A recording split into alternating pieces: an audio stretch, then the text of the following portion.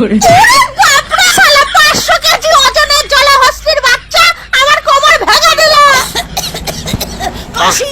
শালা হারামজাদা জলহস্তি, এটা কার্বলিক অ্যাসিড, এটা কাশি সিরাপ নয়। ফুলটুসি, তুই আমাকে কার্বলিক অ্যাসিড খাইয়ে দিলি। আরে নেড়া কার্তিকের বইয়ের পেছনে একটা সাপ সুসুর করে ঢুকে গেছে। নেড়া কার্তিক সাপকে ধরে খুব টানাটানি করছিল, কিছুতেই বার হয়নি।